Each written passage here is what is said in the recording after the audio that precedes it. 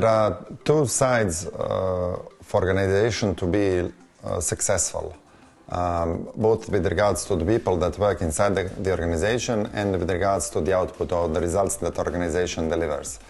I think it's up to the management to combine those two aspects together. So to have enough processes, procedures, know-how that are the building block or the groundwork that needs to be done in order for an organization to function, but at the same time we have to be quite transparent. We have to be quite direct with regards to managing the people, giving them opportunity to have impact, to grow. And at the same time, we do have to live the values, the core values that we have defined, not just because of putting them on the walls or posters, as in most multinational companies, what you can see, but at the same time, really to give it a breathing, full life, full energy. And for us, those core values are care, curiosity, system 2, and self-awareness. And there is a reason behind why we chose each one of those. I do believe that we are on the right track, that people are empowered within the organization to really take an open, transparent, and expressive behavior with regards to our daily work, but also doing that on a sustainable, long-term way that is going to give enough security to the people that work within an organization. But at the same time, it's quite important for our suppliers. Because we are not just house of brands, we are building a platform that brings solution to the local or regional trade, and that makes us quite unique.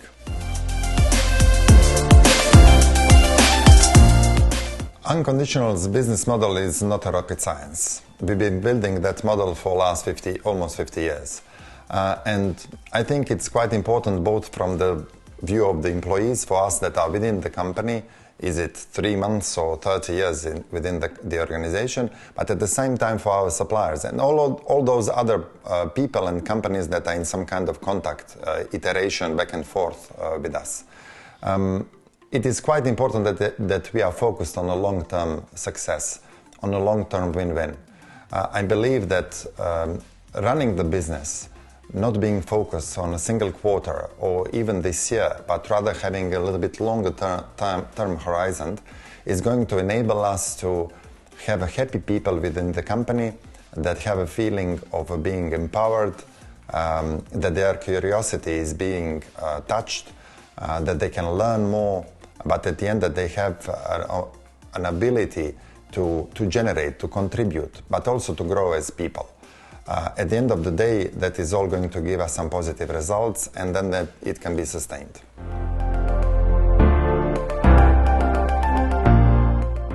So we recently went through a company name change. We used to be called Zoo Hobby for 47 years.